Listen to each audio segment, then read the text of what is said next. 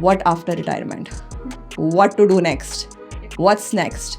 Take की जो field है उसमें फीमेल्स बहुत कम है. आप जब यूनिवर्सिटीज़ में जाते हैं, there are lot of students, female students who are in the technology, and I think अभी ओवर द लास्ट 1 decade आपकी जो रेशो है वो बहुत बेहतर हो चुकी है.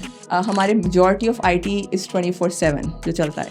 कि जॉब लाइफ के बाद उनकी जो जॉब लाइफ टाइम होता है वो 2 to 3 years होता है, उसके बाद अगेन कम हो जाता है. हमारी एक्सपेक्टेशन फीमेल से भी सोसाइटी में होती है कि she will stand with us, she will support us, she will raise the family and all that. Similarly in tech industry जिसमें मैं काम कर रही हूँ, it is changing by the minute. जो फीमेल्स लाइक लीडरशिप में आती हैं या मैनेजमेंट में आती हैं, उनकी मैनेजमेंट जो है वो मैन से ज़्यादा अच्छी होती है. They don't want to change anything in their life because उनके failures ने उनको इतना drive दिया to be successful. AI आपको facts तो बताता है. अगेन जो मैंने आपको बात किया, कई दफ़ा आपके खाली फैक्ट से गुजारा नहीं होता है. अच्छा, वैसे लीडरशिप में आप AI को कैसे लाइक देखते हैं? कि 10 दिन में आपने काम करना है, पहले 3 दिन सोचें कि किस तरह से करना है, एक प्लान करें, एक उसको एक सीक्वेंस बनाएं.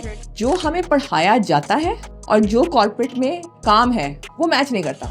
और हमेशा पूछें, हम लोग HR में सवाल करते थे 6 महीने आप फारिग क्यों बैठे. स्टूडेंट लाइफ में मेरे पास आए और जब उन्होंने डिग्री ली तो वो बहुत सीनियर लेवल पोजीशंस पे लगे. I did that for 1 whole year. Okay, 1 year. 1 year.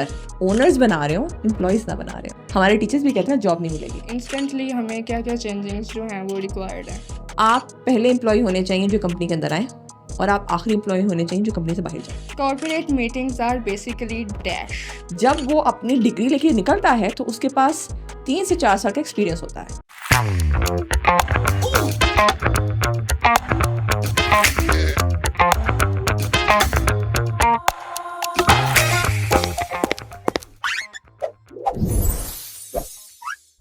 Assalamualaikum friends, this is your host and host Zarish Nizami and welcome to another episode of Coffee with Z.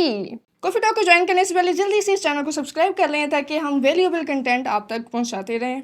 So let's grab your cup of coffee or your favorite snacks and let's join this coffee talk. So let's welcome Miss Hina Aslam. अस्सलाम वालेकुम miss, कैसी हैं आप? ठीक ठाक, अल्लाह का शुक्र. आप सुनाएं. मैं भी ठीक. Thank you so much for being here. You welcome and thank you for inviting me. नहीं, बल्कि बहुत शुक्रिया, आपने काफ़ी लिमिटेड टाइम में हमारी ऑडियंस के लिए टाइम निकाला. Thank you welcome, my pleasure. अच्छा, मुझे बताएं कि लीडरशिप और CEO के टाइटल से पहले who was Hina and how was she? Well, काफ़ी लंबी जर्नी है, लेकिन लीडरशिप या CEO लेवल पहुंचने के लिए आपको एक किसी ग्राउंड से शुरू करना पड़ता है. So I wasn't born into a leadership role. I started from very low positions या स्टार्टिंग पोजिशन जिसे कहते हैं. So I have worked my way up and along the way teams बहुत अच्छी मिली, लोग बहुत अच्छे मिले, गाइडेंस बहुत अच्छी मिली, मेरी लीडरशिप मुझे बहुत अच्छी मिली. They polished me, groomed me to this position. So I started my career. मेरा जो एजुकेशन बैकग्राउंड है it was in marketing, the graduation. So marketing से शुरू किया, IT के साथ थोड़ा सा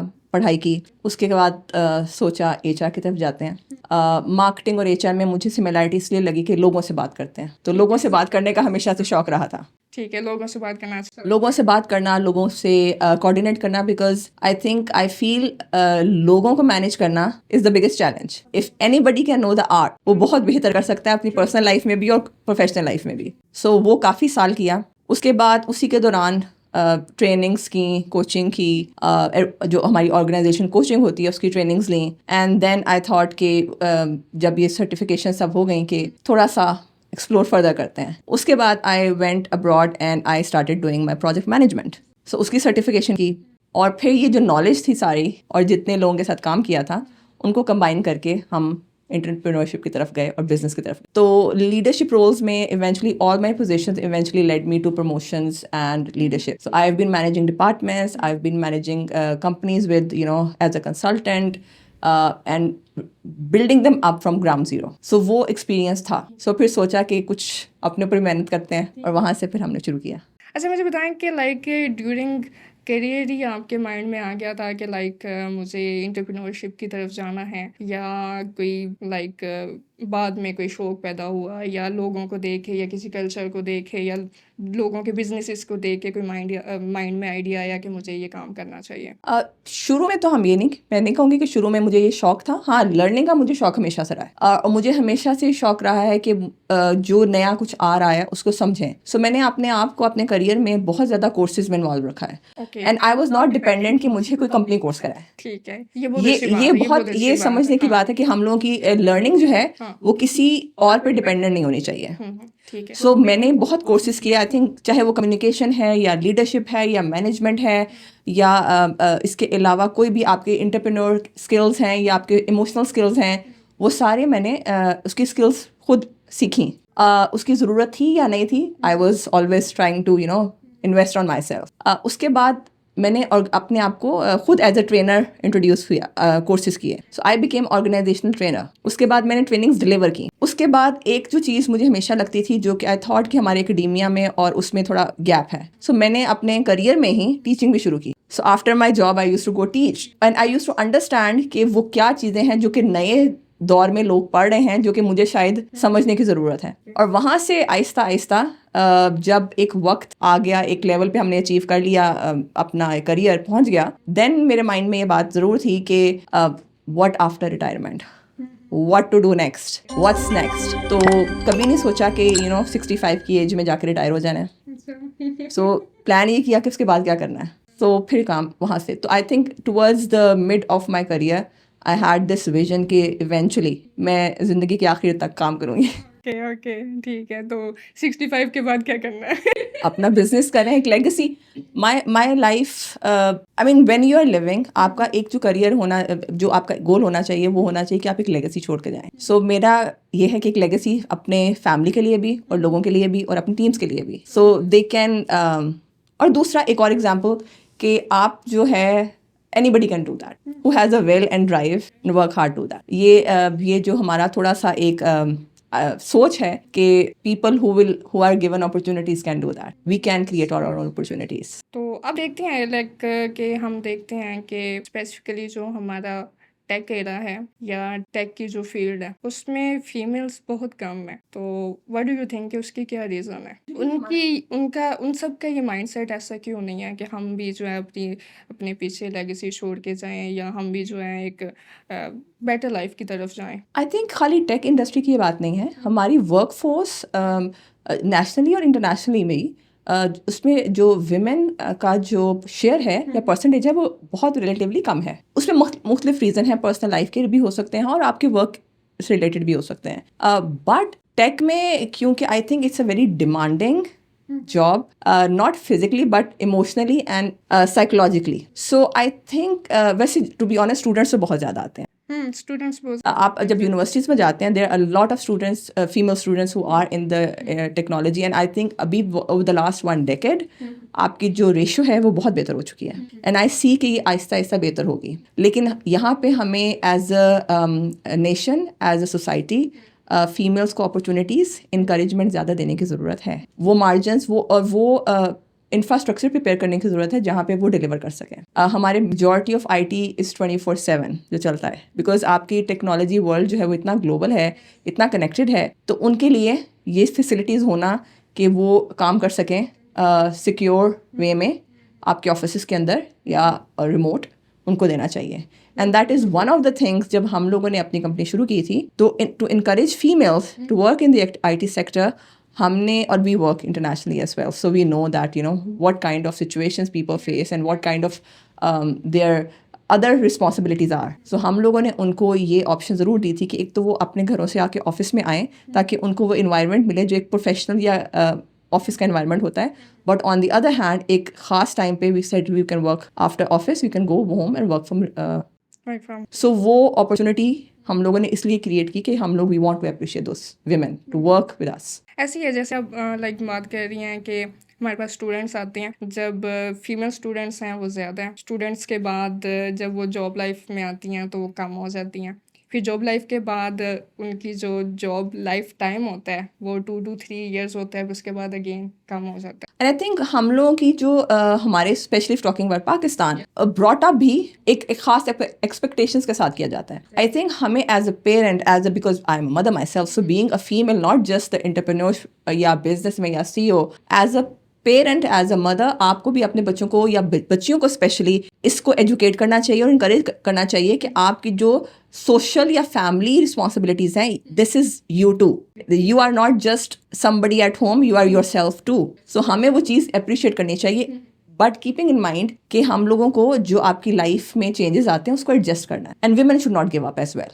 आई डोंट थिंक आपकी लाइफ के कोई चेंजेस आपके लिए ब्लॉकर होने चाहिए, it should be an opportunity. For example your parents आपके बैक पे बड़े स्ट्रांग होते हैं जब आप एज स्टूडेंट होते हैं या आप अनमैरिड फीमेल्स, तो यू नो कि आपके पेरेंट्स आपके बैक पे हैं, and the same expectation is with your life partners and your external family members, and the same expectation is from your children. तो जो साइकिल आप देखे जा रहे हैं वो कभी रुकना नहीं चाहिए, and it is both ways. हमारी एक्सपेक्टेशन फीमेल से भी सोसाइटी में होती है कि she will stand with us, she will support us, she will raise the family and all that. So I think it's vice versa. Yes हम बस अपना काम करेंगे। Yes, exactly.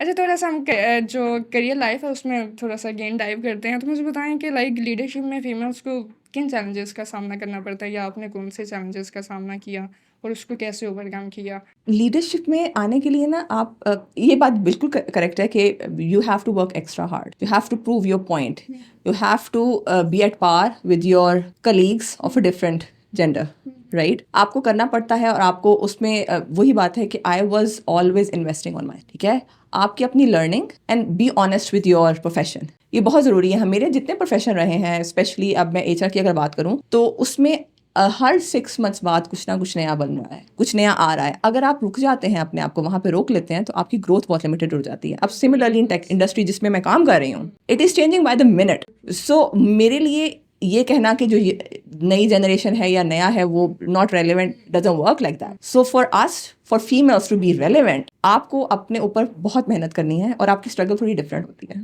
थोड़ी टफ होती है। मैं उसको नेगेटिव नहीं कहना चाहती कभी भी, but it is tough. Leadership में आप अगर नोट करें तो बहुत लीडरशिप रोल्स में फीमेल्स की तादाद थोड़ी लिमिटेड है। But I have had companies. No, but I have had companies. I would say that I've worked in companies जहाँ पे females leadership roles में बहुत ज़्यादा भी रही हैं, and I mean salute those leaders जो इनको appreciate करते रहे हैं। So मैं ये नहीं कहूँगी कि मैंने सिर्फ ऐसी कंपनियाँ देखी हैं जहाँ पे women ही टॉप पे नहीं थी, लेकिन कुछ ऐसी भी देखी हैं जहाँ पे बहुत ज़्यादा फीमेल को इनकरेज किया जाता है टॉप पे काम करने के लिए। And I think yes, I've worked. So I'm not gonna say कि हमेशा हर कंपनी में ऐसा होता है, और कुछ रोल्स बड़े स्पेसिफिक हैं जो फीमेल्स ऑप्ट भी करते हैं, चाहे वो इंडस्ट्री वाइज, एकेडेमिया इंडस्ट्री में सारी टॉप लीडरशिप्स आपकी मेजॉरिटी आपकी फीमेल्स हैं, ठीक है। आपकी मेजॉरिटी HR सेक्टर्स में मेजॉरिटी फीमेल्स हैं। सो येस, आपके बिजनेस में कुछ एरियाज ऐसे हैं जो कि बाउंड कर दिए गए हैं for male and female, but that's a separate story. But leadership roles में फीमेल आती हैं, थोड़ी सी मेहनत ज़्यादा ज़रूर होती है। ठीक है। एंड डू यू थिंक कि जो फीमेल्स लाइक लीडरशिप में आती हैं या मैनेजमेंट में आती हैं, उनकी मैनेजमेंट जो है वो मैन से ज़्यादा अच्छी होती है naturally, God gifted? I think दोनों की मैनेजमेंट स्टाइल फ़र्क है। मैं इसको ये नहीं कहूँगी कि आदमियों से अच्छा होता है, because of honestly speaking we live in the same world, we have born, we have raised, and there is no such thing, they are both same, they are both equal yet not same. So इनके management styles फ़र्क है, but ये कोई better नहीं है, लेकिन आपको depend करता है कि आप उस मैनेजमेंट को, फॉर एग्जाम्पल आपने भी सुना होगा लीडरशिप के डिफरेंट टाइप्स ऑफ लीडर्स होते हैं, डिफरेंट टाइप्स ऑफ मैनेजर्स होते हैं, तो इनके स्टाइल्स फ़र्क हैं। बट इसमें यस, विमेन के साथ एम्पैथी फैक्टर थोड़ा ज़्यादा है, ये ज़्यादा एम्पैथेटिक होते हैं, इनका थोड़ा सा emotional side, and I think leaderships में या मैनेजमेंट रोल्स पे इमोशन का होना बहुत ज़रूरी है, ठीक है। सो उस एस्पेक्ट में यस, हम कह सकते हैं कि female brings that on the table, right. But there are situations जब I had to step out of my role कि my emotions might not be the right place, and I brought my counterpart saying, okay, can you step in, because then you need facts, no emotions. So वहाँ वो भी हुआ है, but yes, empathy ज़्यादा होती है। तो सोसाइटी की तरफ से होता है कि like they are not good leaders और समथिंग लाइक दैट? सोसाइटी की तरफ से तो बहुत कुछ होता है, क्या कुछ होता है? लेकिन जिस तरह मैंने आपको बात की है कि आप when you start listening to everything, वो आप अपने लिए मुश्किल खड़ी करते हैं. So you are not suppose, I mean I am not saying not listen, लेकिन आपकी जो लिसनिंग, जो आप सुन रहे हैं, दो तरीके हैं ना. या आपको उसकी नेगेटिव हो जाए उससे सुन के और वो आपको डिमोट कर दे या डिमोटिवेट कर दे, या आप उसको एज ए चैलेंज लेके उससे मोटिवेशन हासिल करें. बहुत से एग्जाम्पल्स आपने भी सुनी होंगी लाइफ में कि बहुत ज़्यादा रिजेक्शंस के बाद एक सक्सेस आता है, and then they say see, and if you ask them they will always say they don't want to change anything in their life, because उनके फेलियर्स ने उनको इतना ड्राइव दिया टू बी सक्सेसफुल. तो सोसाइटी को अगर आप सुन रहे हैं, which is a good thing, आपको सुनना चाहिए, तो आपको वो चीज़ें अपने पे हावी करने के बजाय you have to prove them wrong and you have to prove you are better. So वो मुश्किल काम है, लेकिन वो करना चाहिए, वो करने की ज़रूरत है. तो आई डोंट थिंक कि सोसाइटी बदलने का तो जिम्मा हमारा नहीं है. ठीक हम है, कोशिश कर सकते हैं, हम लेकिन we can't do कोशिश कर it. सकते हैं, हम कोशिश कर सकते हैं, अपने लाइक छोटे से सर्कल में. यस, हाँ शायद मैं भी. तो लेट्स सपोज कि अगर कोई करना चाह रहा है और उसे हो नहीं रहा, तो उसके लिए आप क्या सजेशन देना चाहेंगी, struggling with their careers in any way? मेरे पास जो मैंने भी फेस किया स्ट्रगल, ऐसा तो कभी भी आसान नहीं होता, बहुत सी चीज़ें आप फेस करते हो. थोड़ा सा ना आई थिंक हमें अपने ऊपर फोकस बहुत करना चाहिए. पहला ये, give your self some time, take your self out of that situation as a third person to see what's better. और कई दफ़ा आपको इमोशंस को बहुत कंट्रोल करना चाहिए डिसीजन मेकिंग में, बिकॉज कुछ फैसले आप जब उस सिचुएशन में होते हैं आप करते हैं जो कि शायद आप अपने उस सिचुएशन के बाहर रह के नहीं करेंगे. सो वो ज़रूर करना चाहिए. आपकी ग्रोथ कभी नहीं रुकनी चाहिए. लर्निंग डेवलपमेंट में मैं आज तक मैं अपनी बेटी को, अपने घर वालों को, अपनी टीम को ये बात ज़रूर कहती हूँ कि कभी भी अपनी एक चीज़ में बाउंड ना हो जाए. हमारी जो दुनिया बदल रही है, जो आजकल जितना चेंजेस जल्दी से चेंज आ रहा है, last I think if you look at few years back हम एक सर्कल में थे, लेकिन आज यहाँ बैठा बच्चा जो है वो दुनिया के दूसरे कोने में बात कर रहा है और उनकी इन्फॉर्मेशन पता है. मतलब आई हैव फैमिली मेम्बर्स जो मुझे यहाँ बैठ के बताते हैं कि यूएस के अंदर इस वक्त यहाँ पे क्या हो रहा है और मुझे नहीं पता होता. सो वो नॉलेज शेयरिंग, नॉलेज इन्फॉर्मेशन इतनी ज़्यादा है. Be open to it, absorb, be a sponge, information लें, इन्फॉर्मेशन सीखें. ये ना कहें ये मेरे से रेलेवेंट नहीं है, रेलेवेंस हो जाएगी. दूसरा, अपने आप को एक सेल में बाउंड ना करें. Not every time everything works. So you have to give your self ABCD. नहीं ए काम करा बी की तरफ जाएं, बी नहीं करा.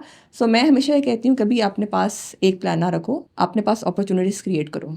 यू नेवर नो कौन सी चल जाए. इसलिए जब मैंने अपने ऊपर किया, तो अगर आपको मैंने जो करियर की बताई और इसकी बताने की वजह भी यही थी कि मार्केटिंग से HR से मैनेजमेंट एंड देन हियर, ये कहीं से भी रिलेट नहीं करता लोगों, नहीं करता. हाँ. लेकिन मैं जब भी, और मुझे ये मेरे माइंड में ये बहुत रिलेट करता है, मेरे माइंड में ये सेंस बनाता है. तो ये चीज़ सबसे ज़्यादा ज़रूरी है कि आपके माइंड में वो चीज़, वो पाथ जो है वो कनेक्ट करता है डॉट्स, क्योंकि everything is working with humans. Marketing is how you manage human behavior. HR is how you manage human behavior. Management is how you manage humans. So they are all connected. So आप सिर्फ उसको देखें और force करें कि आने वाले वक्त में क्या. फॉर एग्जाम्पल आज मैं जब हम टेक में काम कर रहे हैं, सो हम रोज़ बैठ के देखते हैं कि AI के अंदर क्या काम हो रहा है और आने वाले वक्त में इसका क्या इम्पैक्ट होगा, कौन से रीजन में क्या होने वाला है. बिजनेस जाइंट्स हैं या टाइकून्स हैं, what decisions they are making which can impact a geopolitical और जियोग्राफिकल रीजन और बिजनेस वर्ल्ड, जो आज से 6 साल बाद आपको नजर आता है. You plan it right now. So इसमें हमें थोड़ा फार साइटेड होने की जरूरत है. अच्छा, मुझे बताइएगा कि अभी लीडरशिप में जो है सबसे बिगेस्ट मिसकंसेप्शन आप क्या कंसिडर करती हैं? Leaders know everything. Leaders know everything. They don't, not anymore. हम लोग सारे जो हैं, जब कुछ प्रॉब्लम आते हैं हम देखते हैं एक की तरफ मुंह करके या यहाँ से कुछ पता चलेगा. नो. ऐसे लाइक सुनने में आ रहा है कि क्योंकि अब हर चीज़ AI कर देती हैं, तो जो हायर मैनेजमेंट में होते हैं उनको सब पता होता है क्योंकि वो AI से पूछ रहे होते हैं. हाँ, लेकिन AI सो भी आपको वैलिडेट करना पड़ता है. AI आपको फैक्ट्स तो बताता है.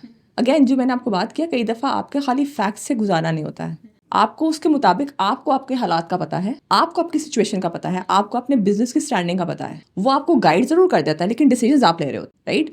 सो you have to make a decision based on what you are facing and what you have to do, what you want to achieve.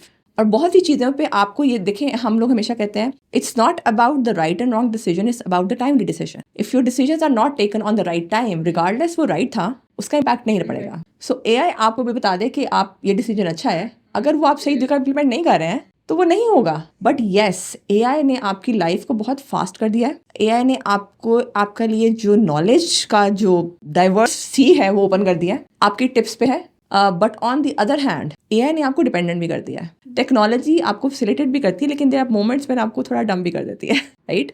सो मैं आज ये बात करती हूँ कि हमारे we have our phones and everything, there are moments हमें phone numbers memory में बहुत याद होते थे, हमें कैलकुलेशन जो थी वो टिप्स पे थी, मतलब we have seen that time, I have seen that time actually. But अब if somebody ask my daughter ask me my number, so probably it will take her time to think about it. So technology हमें फ़ायदा तो देती है, लेकिन उसके साथ हमें उसके जो कॉन्स हैं उसको भी मैनेज करना चाहिए। सो एआई जो है, I am very pro technology, I am, because that's my work. AI के जो आपके जो बेटरमेंट के लिए जो भी इनोवेशंस हो रही हैं बहुत अच्छा है, आप उसको यूज़ करें, बट आप उसको रिस्पॉन्सिबली यूज़ करें और लॉजिकली यूज़ करें, लेकिन उस पर डिपेंडेंट ना हो।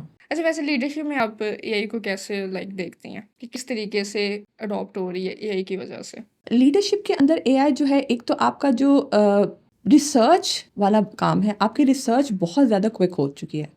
हम लोग एक ज़माने में जब हमें कोई काम करना होता, फॉर एग्जांपल मैं यहाँ बैठ के अफ्रीकन कंट्री में अगर मुझे अप्रोच करना है, मैं यहाँ से सब कुछ डाटा उठा सकती हूँ। एक ज़माने में ऐसा नहीं होता था। हम लोग की रिसर्च बहुत टाइम टेकिंग प्रोसेस था, और हमारा जो नॉलेज बेस है वो बहुत लिमिटेड था, एक ख़ास एरिया के अंदर महदूद था। अब उसका जो हमें प्लस पॉइंट है, हमारा नॉलेज बेस वर्ल्ड वाइड बढ़ गया है। I can do a research paper from any part of the world or any analysis of any part of the world. Easily मिलता है मुझे. I can do a research sitting here in 15 minutes to see what I want to do. So आपकी research की वजह से आपकी decision भी speed में हो रही है. आपकी processes की changes भी बहुत speed में हो रही हैं. So आपकी जो ये और डिसीजन मेकिंग में ऑब्वियसली जब आप डिसीजंस कर रहे होते हैं तो बहुत सी चीज़ें साथ साथ बदल रही होती हैं. सो हम लोगों के लिए तो हम जब काम कर रहे होते हैं, हमारा AI का प्लेटफॉर्म्स जितने हैं वो ओपन होते हैं ना, वी नो कि और ऑटोमेशन की तरफ बहुत जा रहे हैं। हमारे जितने प्रोडक्ट्स हैं उसमें हम AI इनकॉर्पोरेट कर रहे हैं, बिकॉज वो डिमांड में है।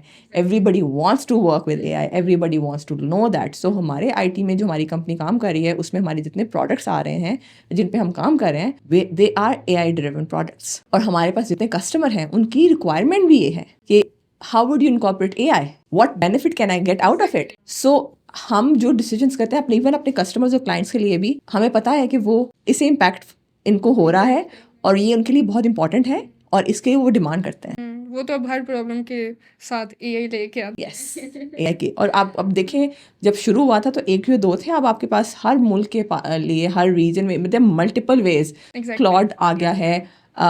And people are just surprised कि क्या हो रहा है। बिल्कुल कोडिंग खत्म हो गई है। कोडिंग खत्म, लेकिन कोडिंग खत्म उसको भी वैलिडेट तो करना है। लेकिन what I am saying is कि प्रोग्रेस किस स्पीड में हो रही है। ठीक है, सो हमारे लिए भी बड़ी इंटरेस्टिंग और चैलेंजिंग बात है ये। ठीक है, कि basically now you have a competition with another AI stuff, so you have to be better. तो वो आपको पुश भी कर रहा है, आपको ड्राइव भी कर रहा है, लेकिन वी नो हम उसको अपने बिजनेस में, अपने क्लाइंट्स के लिए, अपने प्रोडक्ट्स के लिए, अपने सिस्टम्स के लिए भी इनकॉर्पोरेट कर रहे हैं, which is something interesting for us. या एग्जैक्टली, क्योंकि हम लोग जो, for example when I talk about my company, we are based in US, Canada, UAE and Pakistan, and we work with Indian people as well, right? So when meet all these people, when I travel, I meet all these people, they are all on the same subject. So I know for a fact that everybody, every region, every time, every place, every time zone is asking the same questions. They are interested in the same thing.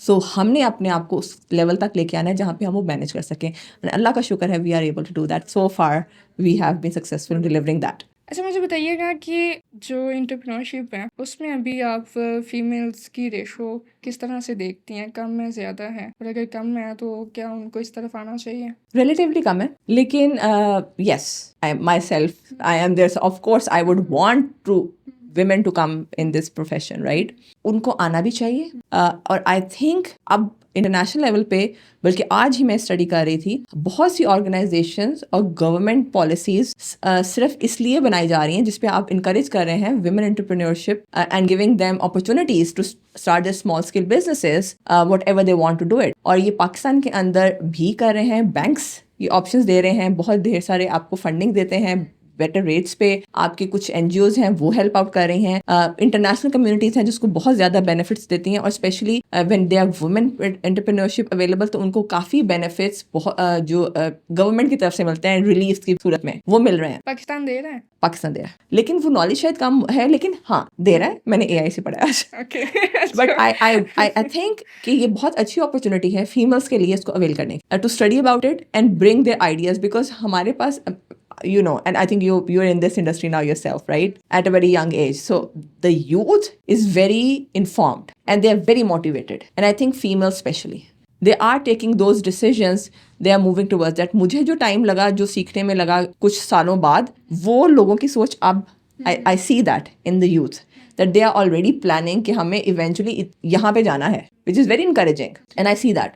I have a daughter and she taking courses in education जो शायद उसे उसके education से related नहीं है, but why she's doing it, that she says कि after 10 years I want to have my own setup or business to work on this. So ये जो teenagers हैं और उनकी जो friends हैं जो मैं देख रही हूँ, it's very encouraging sign. And I think कि हमारी गवर्नमेंट, हमारी जो सोशल सर्कल है, ये रियलाइज़ कर रहा है और ये प्लेटफॉर्म्स क्रिएट कर रहा है. They should be more informed, the kids should be more informed, the females should be more informed and use that to their advantage. These women will be the turning point of the society eventually. अच्छा, मुझे बताएं कि अभी what skills would you prefer कि जो उनको help out करेंगी entrepreneurship में एंटर होने के लिए? मेरा सबसे पहला तो आपकी रिसर्च बहुत स्ट्रांग होनी चाहिए, ठीक है, क्योंकि आपकी रिसर्च आजकल इंफॉर्मेशन का दौर है और इंफॉर्मेशन बेस आपकी बहुत स्ट्रांग होनी चाहिए. आपकी जो ह्यूमन एलिमेंट है वो बहुत स्ट्रांग होना चाहिए, बिकॉज यू आर सबसे ज़्यादा आप स्टक वहाँ पे होते हैं. आप कोडिंग मैनेज कर लेते हैं क्योंकि कोडिंग आपके हाथ में है. यस, आप मशीन मैनेज कर लेते हैं. आपने पुर्जा खराब हुआ, पुर्जा उतारा, पुर्जा लगा दिया. ये आपको सीखना बहुत ज़रूरी है, ठीक है. आपकी एम्पैथी और आप IQ तो आपने सुना होगा, लेकिन EQ is something very important. अब तो इसके अलावा भी बहुत से हम चले गए हैं, तो ये आपके लिए बहुत ज़रूरी है.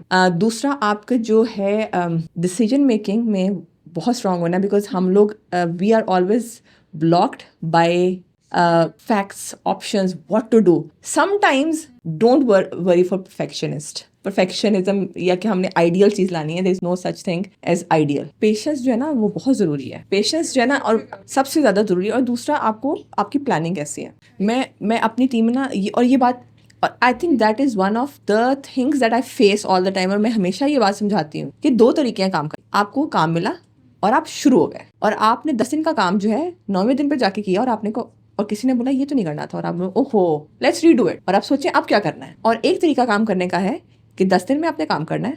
पहले 3 दिन सोचें कि किस तरह से करना है, एक प्लान करें, एक उसको एक सीक्वेंस बनाएं, और उसके बाद आप 7वें 8वें दिन जब डिलीवर करेंगे, आपको पता है वही डिलीवर हुआ है. जो हमारा 70% ऑफ काम है ना, जो हम जिस तरह से करते हैं, वो पहले वाला है.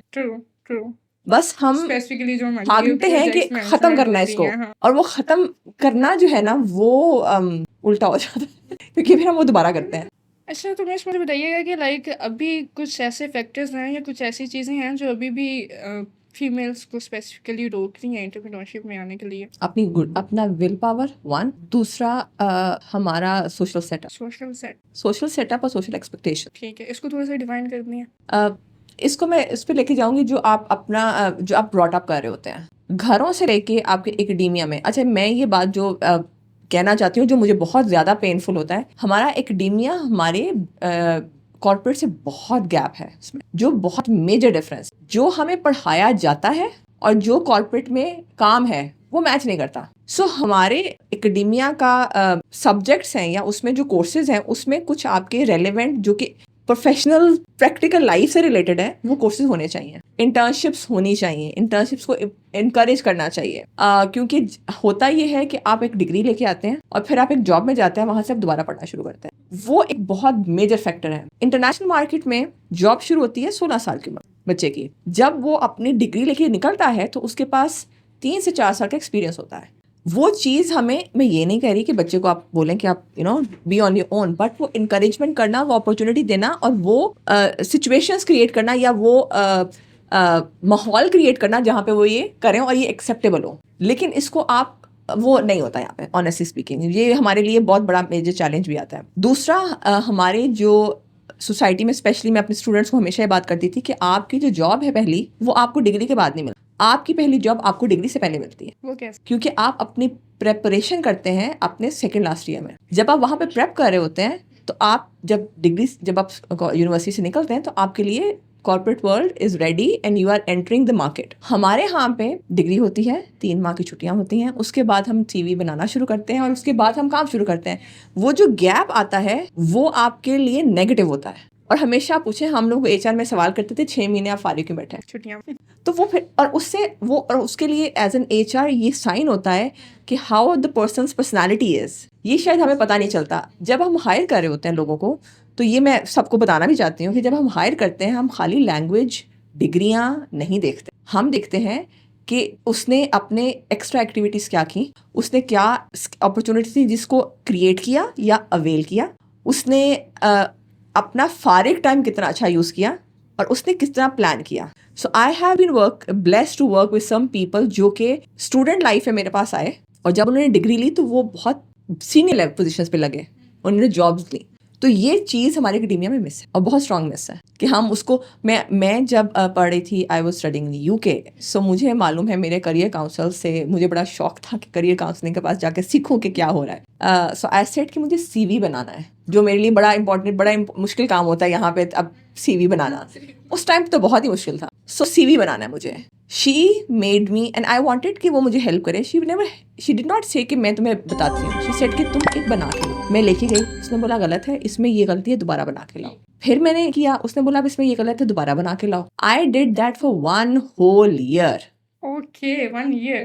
1 year, 1 साल बाद 1 पेज का CV। And I was in my second I think bachelors का मेरा 2nd ईयर था, अभी मेरे 2 साल थे ग्रेजुएट होने को। पूरा 2nd ईयर उसने मुझे 1 पेज का CV बनाया और उसके बाद उसने मुझे सिर्फ एक स्टेटमेंट दी उन्होंने। And I mean, I was just shocking. She said, "It's better now." Okay. I'm like, it's like 1 year. It's better now, and you can go in the market. Ab you can, go in the market, and I did, and it was not rejected. ये basically वही चीज़ है ना कि आप किसी को मछली पकड़ के देने के बजाय उसको मछली पकड़ना सिखा दो। सो उसमें जो यूनिवर्सिटी में एक बात थी, करियर काउंसलर्स थे। हमारे यहाँ पे यूनिवर्सिटीज में करियर काउंसलर्स नहीं हैं, और अगर हैं तो वो डिस्कनेक्ट है आपके बिजनेस इंडस्ट्री से। वो डिस्कनेक्ट खत्म करने की ज़रूरत है। वहाँ पे ऑटोमेटिकली आपकी फीमेल्स, आपके kids, what ever the gender is, encourage होते हैं और अप्रिशिएट होते हैं और उनको आइडियाज़ मिलते हैं। कुछ लोग तो बिजनेस करना चाहते हैं। हमारा एंटरप्रेन्योरशिप का कोर्स हमें करवाना चाहिए फ्रॉम स्कूल्स। एंटरप्रेन्योरशिप की स्किल्स हमें सिखाने चाहिए from middle school. And by the time आप यूनिवर्सिटी तक आए, आप ओनर्स बना रहे हो, एम्प्लॉयज ना बना रहे हो। हमारे टीचर्स भी कहते हैं जॉब नहीं मिलेगी, जॉब नहीं मिलेगी। ट्रू। वो स्टेटमेंट को चेंज होना चाहिए कि जॉब के साथ आप अपना काम भी कर सकते हैं। It's what you want to do, what you want to become. So छोटे बच्चों की भी हमारे I think 6-7 graders को भी ये स्किल सिखाई जा सकती है। It's very early on scale. Basically I personally believe कि आपको ऐसा होना चाहिए कि ज़िंदगी में कुछ भी हो जाए, कैसे भी हालात हो, you should be able to do anything. हालात सब पे कुछ ना कुछ ऑनेस्टली चलता है, ठीक है, लेकिन हालात एक जैसे रहते भी नहीं है। 2 तरीके हैं हालात बदलने के, या तो आप वेट करें या आप उठ के कुछ करें। Choice is yours. हालात मोस्टली केसेस में हम वेट कर रहे होते हैं कि या हम दुआ कर रहे होते हैं, या हम किसी का वेट कर रहे होते हैं, या कुछ हालात बदलते जरूर हैं, लेकिन इट डिपेंड्स कि किस तरह बदले हैं। अगर आप खुद बदलेंगे तो आप अपनी मंशा के मुताबिक उसको चेंज करने की कोशिश करेंगे, लेकिन अगर खुद बदलेंगे तो यू नेवर नो कि अगले वर्ड्स हैं या अच्छे, तो वो हमें करना पड़ता है। मुझे बताइएगा कि अभी इंस्टेंटली हमें क्या क्या चेंजिंग्स जो हैं वो रिक्वायर्ड है। बहुत बड़ा सिस्टम है। मैं तो एक्चुअली इस बात पे बहुत ज़्यादा स्ट्रांग बिलीव है कि आपकी मेहनत सबसे पहले अपने ऊपर से शुरू होती है। हम सिस्टम प्रोसेस सब बदलेंगे, पहले अपने आप को बदल लें। और आपको ये पता होगा कि सबसे ज़्यादा डिफ़िकल्ट चीज़ जो है ना, वो चेंज को बर्दाश्त करना। हमें बहुत आराम से कहते हैं चेंज चाहिए, लेकिन कोई भी एज चेंज आराम से बर्दाश्त नहीं कर सकती। आप जाके 3 साल की क्लास में, 3 साल के बच्चे के रूम में जाके उसका एक टेबल उठा के टॉय इधर से उधर रख दें, वो चीखना शुरू करेगा क्यों किया है, ठीक है। आईपैड के ऊपर आप उसकी एप्स को आगे पीछे कर दें, somebody will ask you कि ये क्या किया आपने। So, आपको हर चेंज लेके आने के लिए उसके लिए रिसेप्टिव होना पड़ता है, और अगर आप वो नहीं, और मुझे खुद आज तक आई am not comfortable with change, but I know I am not comfortable with change. So that is why अपना जब पता चल जाता है तो आप एक्स्ट्रा एफर्ट करते हैं कि एक्सेप्ट दैट, ठीक है, आई am not comfortable with change. मेरे लिए बहुत डिफिकल्ट है बिकॉज आप एक कंफर्ट जोन में सेट हैं, एक काम चल रहा है, बिजनेस हो रहा है, आप सुबह दिन रात काम कर रहे हैं, लेकिन जैसे कुछ चेंज आता है तो मेरे लिए बहुत डिफिकल्ट है उसको एडजस्ट करना। बट आई नो कि ये या तो आप करेंगे या ये हो जाएगा या वो आपको चेंज करेगा। तो but it's a tough process, it's not easy. इसलिए चेंज मैनेजमेंट के कोर्सेज कराए जाते हैं, इसलिए चेंज मैनेजमेंट की कंसल्टेंसीज होती हैं कंपनीज में, चेंज कोर्सेज होते हैं। ये मेरे लिए न्यू चीज़ है। मेरे पास I think I was in my masters जिसपे मेरा एक पूरा कोर्स था चेंज मैनेजमेंट के, और उसमें बताया जा रहा था कि चेंज को लेके कैसे आते हैं कॉर्पोरेट में और चेंज की रेजिस्टेंस क्या होती है, ठीक है। अब चेंज लाना भी ये नहीं कि आप सुबह आके अनाउंसमेंट कर दें आज से जो है काम 15 मिनट बाद करेंगे, उसको भी हमें बताया जाता था कि चेंज जो है उसको किस तरह लेके आना है, किस लेवल का चेंज होगा और उसको आपने प्लान कैसे करना है over the period of 6 months 1 year आप कैसे करेंगे और किस तरह से ट्रांजिशंस होंगी। इस ट्रांजिशन के अंदर जो चेंज एक्सेप्ट करते हैं वो सर्वाइव करते हैं, जो चेंज एक्सेप्ट नहीं करते वो ट्रांजिशन आउट हो जाता। ये जब कंप्यूटर का दौर आया था, जब हम हमारे कुछ सीनियर कलीग्स होते थे जो कंप्यूटर को अवॉइड करते कि हमने नहीं सीखना, हम पेंसिल कागज़ पे ठीक है, वो फेज आउट हो गया। सो आप उसको रेजिस्ट जितना करेंगे इवेंचुअली फेज आउट हो जाता है। एंड यू नो व्हाट, जो मैं अभी थोड़ी देर पहले बात कर रही थी कि मैं सीईओज़ को देखती हूँ या उनके कल्चर को देखती हूँ तो फिर परेशान हो जाती हूँ कि कैसे जो है वो अडॉप्ट करना है। तो उसका भी जो है ना, मेरे पास अभी तक जो बेस्ट मुझे आंसर मिला वो यही है कि जरी वो सीईओ देखो और खुद को देखो। किस हवाले से? ठीक है, चेंज जो है ना, लाइक कल्चर कैसे बिल्ड करना है कंपनी का, ये सिस्टम वैसे कैसे बिल्ड करना है। मैं क्या पहले वैसे सीईओ बनोगी तो वैसी टीम जो है ना ऑटोमेटिकली बन आप जाएगी। लीड बाय एग्जाम्पल वाली बात है। देखें, अगर आप अपनी टीम से एक्सपेक्ट करते हैं कि वो सुबह 9 बजे आके बैठ जाए और हम 12 बजे आते हैं तो और आप खुद 12 बजे आ रहे हैं, it doesn't work. If you want to be successful, ये रूल मैंने भी रखा था। एंड आप पहले एम्प्लॉय होने चाहिए जो कंपनी के अंदर आए और आप आखिरी एम्प्लॉय होने चाहिए जो कंपनी से बाहर जाए, at least for the initial phases, initial time, क्योंकि दैट्स व्हाट दे लर्न। और जब आप किसी को नसीहत करेंगे तो आपको भी शर्मिंदगी नहीं होगी कि आप किसी से कुछ कह रहे हैं और वो बोले दिल में सोच रहा है कि आपने भी तो नहीं किया, ठीक है। सो वो चीजें आपको अडॉप्ट करनी है। और ये आई थिंक फीमेल सबसे अच्छा, that I want two point out, female सबसे बेहतर ये करती हैं, सबसे बेहतर ये फीमेल्स कर सकती हैं। क्यों? बिकॉज ये अपनी पर्सनल लाइफ में भी कर रही हैं और ये उनकी बिल्ट इन भी है और ये बाय नेचर वो करती हैं। आप when you are raising a child you bring your self to that level और आपको वो करना पड़ता है। और ये जो है यही आपके उसमें जॉब में भी इम्पैक्ट करता है। आप चाहे सीईओ हो, आप चाहे एक डिपार्टमेंट मैनेज कर रहे हो या आप कोई भी टीम लीड कर रहे हो, you want to do successfully whatever you want to get out of it और आउट ऑफ देम, आपको वो करना है। अच्छा मिस, मुझे बताइएगा कि कभी कोई ऐसा पॉइंट आया कि जब आपने सोचा हो कि बस मैं गिव अप कर रही हूँ?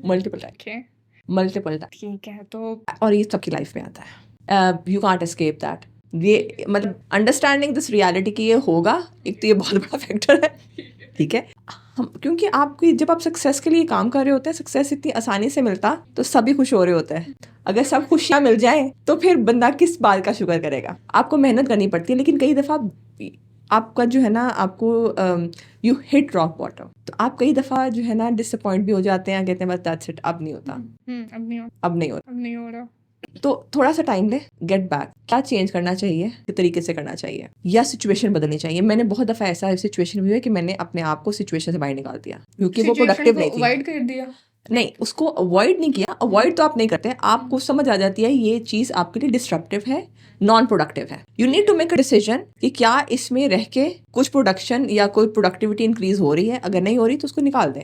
Don't waste your time. You need to know when it's enough. पहले तो ये, क्योंकि हम लोग का होता है कि आप, और फीमेल्स में बहुत ज्यादा होता है कि बस करना है, इसी को करना है और लगे रहना है। हमें बहुत इंपॉर्टेंट चीज है समझना when it's enough and make a decision to move to the next part, next phase, next plan. So वो किए हैं। बहुत दफा आपको जो प्रेशर आता है, specially when you working with human beings, बहुत ज़्यादा प्रेशर होता है, स्ट्रेसफुल होता है। कई दफ़ा मेरे कुछ कलीग्स हैं, मेरी फ्रेटर्निटी में थी, I know we were talking and there were people who would had attacks like psychological depression, hospitals पहुंचे हैं कि you know even the doctors would say कि आप ये जॉब छोड़ दें, it is not good for you, and उन्होंने वो जॉब छोड़ी भी। So ऐसी सिचुएशन हो जाती है, ऐसी चीज़ें आ जाती हैं, उसमें you know how strong you are, how strongly built, और आपकी ड्राइविंग फैक्टर पीछे क्या है, आपका पीछे मोटिवेशन क्या है, मोटिवेशन क्या है एग्जैक्ट, बहुत ज़रूरी है। आपका वाई क्या है? आपका वाई क्या है। सो मुझे बड़ा शौक था कि मैंने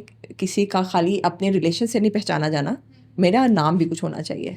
मेरा ये बहुत बड़ा था, और आई थिंक आजकल फीमेल्स का ये है, this is one of the factors they are working towards. दूसरा, आई हैड माई फैमिली, जो बहुत my siblings, my family, my daughter, जो कि I think one of the main reasons जो मुझे मूव करते हैं। And a lot of things I have learn from my family, बहुत स्ट्रॉन्ग पॉइंट है। और जब आपको वो स्ट्रेंथ या सपोर्ट मिल रही होती है तो आप बहुत सी चीज़ें बर्दाश्त करते हैं। इसीलिए मैं ये बात कर रही हूँ कि जब आप फीमेल्स को इंकरेज करना चाहें तो आपके पीछे वो सपोर्ट, फैमिलीज को हमें वो सपोर्ट प्रोवाइड करनी चाहिए कि वो सस्टेन करें, और वो ट्रस्ट भी देना चाहिए जब वो सस्टेन कर सकें, क्योंकि खाली सपोर्ट नहीं, ट्रस्ट, और वो ट्रस्ट बहुत मैटर करता है। Okay, so it's the time for our mini dash rapid fire. तो मैं इसमें आपसे कुछ क्वेश्चंस करूंगी, आपने जल्दी में उनका आंसर करना है and try to make it funny. Okay, तो रेडी है? श्योर। तो मुझे बताएं, corporate meetings are basically dash. Time consuming, boring, long. The biggest lie in corporate life is dash. सबसे बड़ा झूठ। सबसे बड़ा झूठ, wow there are so many, लेकिन which one I don't know. कभी बता दें। Everything will be fine. Oh, yes, I agree with that. Sometimes things are not fine. Okay. When someone says quick call, I immediately think dash. And if somebody says, do you got 2 minutes?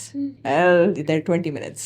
Female in leadership are expected to be dash and dash at the same time.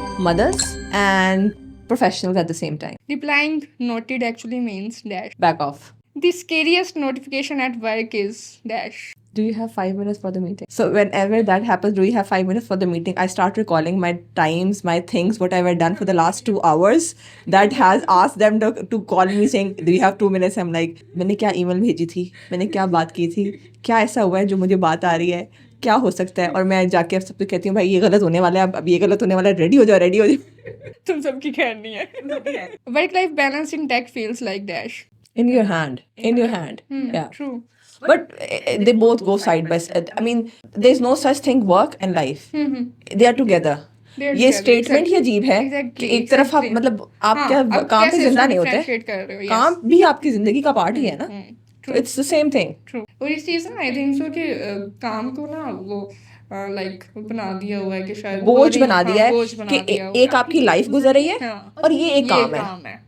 ये life का part ही है काम। True. मतलब that's what we need to understand कि ये नहीं है कि आप एक पार्क में जा रहे हैं और साइड पे आप थोड़ी देर ऐसे यू टर्न मार के ऐसे नहीं, this is part of the game, this is life, like Yes. 24 hours a day, जिसमें से आप 24 आवर्स ही जीते हैं, उसी में ही 8 घंटे काम आता है। Exactly. वो अलग से नहीं है Exactly. कि 25 घंटे आपने अलग से 24 घंटे रहना है और 8 घंटे एक्स्ट्रा हैं जिस पे आप काम करें, ऐसा कुछ नहीं होता।